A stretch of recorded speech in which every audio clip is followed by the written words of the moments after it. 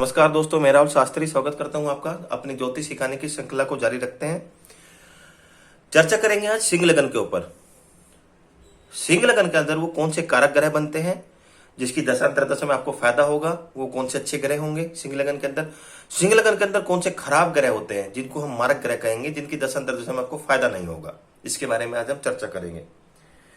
एक बार आपने अच्छे ग्रह को समझ लिया तो आप समझ सकते हैं कि कौन सा भाग्यशाली रत्न आप पहन सकते हैं, कौन से दिन आपके लिए फायदेमंद है, कौन सी तिथि आपके लिए फायदेमंद है, कौन से रंग आपके लिए फायदेमंद है। यही तमाम चीजें आप समझ सकते हैं। तो ये जो सीरीज है इसके बारे में हम एक एक करके सभी लगनों के बारे में चर्चा कर रहे हैं। हालांकि जो ये अभी हम लगन समझ रहे हैं सिर्फ राशियों के हिसाब से, जो अगली जो सीरीज होगी उसमें हम संपूर्ण कुंडली का विचार करेंगे, जिसमें आप ग्रहों को भी देखेंगे, किसी जातक विशेष की संपूर्ण कुंडली के बारे में एनालिसिस करेंगे। क्योंकि स्टेप बाय स्टेप समझ रहे हैं तो पहले हम राशियों के बारे में विचार करेंगे, फिर संपूर्ण कुंडली का अध्ययन करेंगे ताकि आपको पूर्ण रूप से समझ में आ जाए। तो समझिए। अब देखिए, टोटल सबसे पहले आप 12 समझ लीजिए। हालांकि मैंने इसके बारे में बताया है। पहली राशि मेष होती है, स्वामी मंगल। दूसरी राशि होती है वृषभ, स्वामी होते हैं शुक्रदेव। तीसरी राशि होती है मिथुन, स्वामी होते हैं बुधदेव। चौथी राशि होती है कर्क, स्वामी बनते हैं चंद्रमा। पांचवी राशि होती है सिंह, स्वामी होते हैं सूर्यदेव। छठी राशि कन्या, बुध होते हैं स्वामी। सातवीं राशि तुला, शुक्र उसके स्वामी। आठवीं होती है वृश्चिक, स्वामी मंगल होते हैं। नौवीं धनु और गुरु होते हैं उसके स्वामी। 10वीं होती है मकर, स्वामी होते हैं शनि। 11वीं होती है कुंभ, स्वामी होते हैं शनि। 12वीं होते हैं मीन, स्वामी होते हैं गुरुदेव। अब जो चंद्रमा और सूर्य होते हैं, ये दो ग्रह होते हैं, इनको एक एक राशि मिली हुई है। बाकी सब ग्रहों को दो दो राशि मिलती है। तो देखिए 5 लिखा है लगन में, तो सिंह लगन। इससे पहले की जो 4 लगन की कुंडली है वो हमने समझ ली है, उसके बारे में हमने चर्चा कर ली। आज हम सिंह लगन के ऊपर है। तो लगन में अगर 5 है तो सिंह लगन, स्वामी सूर्य देव है। तो जो कुंडली के मालिक है लग्नेश है सूर्य, तो वो कुंडली के अंदर हमेशा अच्छे ही होते हैं। उनकी दशा दशा में आपको फायदा ही मिलेगा। अब आगे चलते हैं दोस्तों। अब देखिए दूसरे भाव में क्या है, 6। अब 6 से विचार करिए कन्या राशि का, तो ये स्वामी होते हैं बुधदेव। बुधदेव को 2 घर मिलेंगे क्योंकि उनकी 2 राशियां हैं। तो एक धन भाव, दूसरी राशि उनकी मिथुन है, ये लाभ भाव। तो दोनों भाव, हालांकि ये केंद्र त्रिकोण के भाव नहीं है, पर सिंह लगन के जो स्वामी होते हैं सूर्यदेव, वो बुध को अपना सम समझते हैं और बुधदेव सूर्य को अपना मित्र समझते हैं। तो इस वजह से कुंडली के अंदर बुध को समझा जाएगा सम, क्योंकि उनको कोई केंद्र त्रिकोण के भाव नहीं मिले। अब ये भी 2 भाव खराब नहीं है और आपस में मित्र भी समझिए, पर कुंडली के अंदर से क्योंकि सूर्यदेव उनको पूर्ण रूप से अपना मित्र नहीं समझते, सम समझते, और केंद्र त्रिकोण का कोई भी भाव न मिलने के कारण बुध इसको सम समझिए। इनकी दशा अंतर्दशा में देखना होगा, बुध की जो दशा होगी उसमें देखना होगा कि बुध कहां बैठे हैं। अगर वो केंद्र त्रिकोण में बैठे हैं तो यहाँ पे बुध अच्छा ही फल देंगे। अगर मित्र राशि में है, अच्छे भाव में है, तो यहाँ पे बुध अपना अच्छा ही प्रभाव देंगे। हालांकि अगर कुंडली के अंदर अगर वो खराब है तो वो फिर जब हम ग्रह विशेष की बात करेंगे, जब बुध अगली जो सीरीज होगी, जब हम किसी जातक विशेष के बारे में चर्चा करेंगे, ग्रहों को देखेंगे, अगर वो खराब हुए तो यहाँ पे बुध खराब फल देंगे। अगर उत्तरिक भाव के हुए, नीच के हुए, तो बुध अपना खराब फल देंगे। तो बुध आप फिलहाल सम समझिए, ना अच्छा ना बुरा। अब आगे चलते हैं दोस्तों। 3 में देखिए क्या लिखा है, 3 में लिखा 7, यानी जो तीसरा भाव होता है, ये कलयुग के हिसाब से तो मैं इसको बहुत खराब नहीं मानता, बट वैसे तीसरा भाव बहुत मेहनत के बाद जो कम रिजल्ट आता है उसको दर्शाता है। फिजूल की टेंशन, बहुत मेहनत के बाद कम फल मिलना, प्रयत्न ज्यादा करना, परिश्रम के बाद कम रिजल्ट मिलना। हालांकि यहाँ पे बैठ के जातक को पराक्रम भी बनाता है, पर केंद्र त्रिकोण का भाव नहीं है। तो ये शुक्र को मिलता है और शुक्र के 2 राशियां होती हैं, तो एक तुला और एक वृषभ। पर शुक्र को जो दूसरा भाव मिला है 10वां, ये बहुत महत्वपूर्ण है क्योंकि ये आपके रोजगार को दर्शाता है, व्यवसाय को दर्शाता है, नौकरी को दर्शाता है।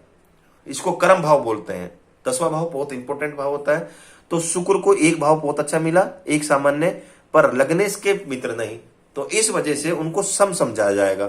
उनके प्लेसमेंट जब हम देखेंगे, जब किसी जातक विशेष की कुंडली के बारे में चर्चा करेंगे, तो उसका प्लेस के अकॉर्डिंग ही हम समझ पाएंगे कि सूर्य, ये जो शुक्र है, ये खराब फल देगा या अच्छा। अब जैसे शुक्र अपने खुद की राशि में बैठ गया या लाभ भाव में बैठ गया, तो यहां पे वो आपको अच्छा फल देगा।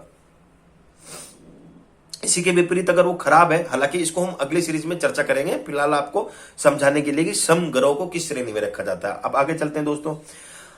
अब देखिए, मंगल देव को सिंह लगन के अंदर राजयोग बनाने वाला ग्रह माना जाता है। वो क्यों? क्योंकि मंगल की 2 राशियां होती हैं, एक मेष और एक वृश्चिक, 1 नंबर के और 8 नंबर की। इन दोनों स्वामी के, इन दोनों राशि के स्वामी मंगल देव। तो देखिए यहाँ पे 8 लिखा है, वृश्चिक राशि स्वामी मंगल देव। दूसरा जो राशि होती है उनका वो मेष, नवम भाव के अंदर।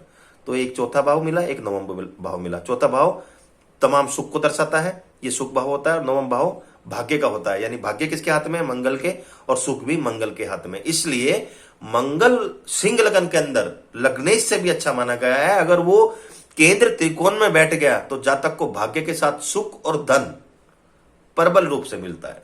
तो मंगल सिंह लगन के अंदर अत्यंत कारक हुआ, बहुत ही अच्छा फायदा देता है जातक को मंगल सिंह लगन के अंदर। अब आगे चलते हैं दोस्तों, 5वें भाव में ये त्रिकोण, त्रिकोण के भाव सबसे अच्छे माने जाते हैं। अब 5वें भाव से आप समझते हैं क्या विचार करते हैं? तो बुद्धि का, संतान का, आकस्मिक लाभ का, अनसर्टेन गेन का, भाग्य से नवम। आगे से अगर हम देखेंगे तो 5वें को भी भाग्य ही समझते हैं। और साथ ही साथ आपकी जो मानसिक संतुलन का, तो 5वां भाव भी बहुत महत्वपूर्ण होता है। ये किसको मिला? गुरु को, क्योंकि उनकी एक राशि है धनु, 9 धनु, और एक होती है उनकी मीन। तो एक तो मिला उनको पंचम भाव और एक मिला उनको मीन, यानी अष्टम भाव। अष्टम भाव तो खराब माना जाता है, सबसे बेकार, मृत्यु तुल्य कष्ट देखे जाते हैं यहां से। पर क्योंकि एक त्रिकोण का भाव मिल गया और लग्नेश के परम मित्र हैं गुरुदेव, सूर्यदेव के मित्र हैं, और एक त्रिकोण का भाव मिल गया तो अष्टम का दोष नहीं लगेगा। तो गुरु को भी आप कुंडली के अंदर प्रबल रूप से कारक मानिए। अब आगे चलते हैं दोस्तों, 6 में लिखा है 10, यानी शनिदेव। शनिदेव की 2 राशि, छठी और एक मारक भाव मिला, एक छठा भाव मिला। लग्नेश के शत्रु भी हैं, लग्नेश को अपना मित्र नहीं मानते। सूर्य और शनि में अत्यंत शत्रुता है और दोनों भाव भी अच्छे नहीं मिले। हालांकि केंद्र का भाव है नो डाउट, पर दूसरे भाव से भी विचार करना पड़ेगा और ग्रहों के बीच में मित्रता और शत्रुता भी देखनी होगी। तो सूर्य, माफ कीजिए, शनि इस कुंडली के अंदर अत्यंत मारक बनते हैं, प्रबल मारक।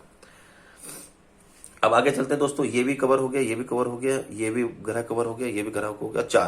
4 देखिए, जो चंद्रमा है सूर्यदेव के मित्र तो है, पर उनको द्वादश भाव मिला, जो कि हानि को दर्शाता है, कष्ट को दर्शाता है, ऐन निंद्रा को दर्शाता है, मेडिकल चीजों पे खर्चा दर्शाता है, फिजूल का पैसे का वेस्टेज दिखाता है। तो इस वजह से चंद्रमा इस कुंडली के अंदर मारक बने। और राहु केतु को मैं मारक इसलिए बना रहा हूं, उनका कोई प्लेनेट नहीं होता, पर सूर्य के वो दुश्मन माने जाते हैं, यानी सूर्य उनको शत्रु समझते हैं। राहु और केतु के और सूर्य के बीच में मित्रता नहीं होती, तो इस वजह से उनको भी आप मारक समझिए। हालांकि अगर वो ऊंच की राशि में हुए तो यहाँ पे या अपनी मित्र राशि में हुए तो वो अच्छा भी फल देंगे, बट फिलहाल आप उनको मारक समझिए। जब हम कुंडली का विवेचन करेंगे अपनी सीरीज के अंदर, जब अगली में ग्रहों को भी लेके चलेंगे, तब हम पूर्ण रूप से समझेंगे कि कौन ग्रह किस हिसाब से। अब ये जरूरी नहीं है कि जैसे आप समझ रहे हो कि यहाँ पे जो गुरु वो राशियों के हिसाब से तो ठीक है, पर कभी कभी कोई कारक ग्रह भी खराब फल दे सकता है। अगर यहाँ पे गुरु हुए या अपनी नीच की राशि में जहां पे 10 है, यहाँ पे अगर बैठ गए तो वो अपना खराब फल देंगे। हालांकि यहाँ पे वो विपरीत राजयोग बना रहे हैं, वो एक अलग परिस्थिति है, वहां पे लग्नेश को भी देखना होगा, बट राशि के बाद हमें ग्रहों का भी देखना पड़ेगा, ग्रहों का प्लेसमेंट भी देखना पड़ेगा, तभी हम पूर्ण रूप से कह पाएंगे कि किस रूप से कारक है या मारक है। तो फिलहाल राशियों के हिसाब से भी आपको समझना जरूरी था कि किस भाव के हिसाब से कौन सा ग्रह अच्छा है या बुरा। तो देखिए, इसके हिसाब से सूर्य जो है अच्छा है, तो आप मानिक रत्न पहन सकते हैं, मंगल का मूंगा पहन सकते हैं, गुरु का पुखराज रत्न पहन सकते हैं।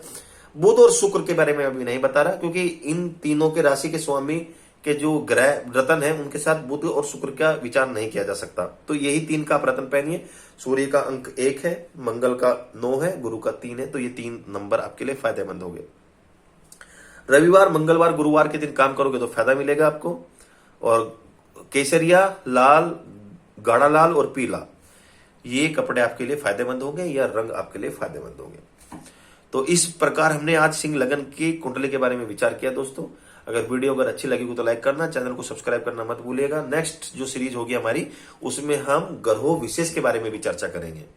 अगली जो हमारी जो टॉपिक होगा, इसी प्रकार हम कन्या लगन के बारे में भी चर्चा करेंगे। तो धन्यवाद मित्रों।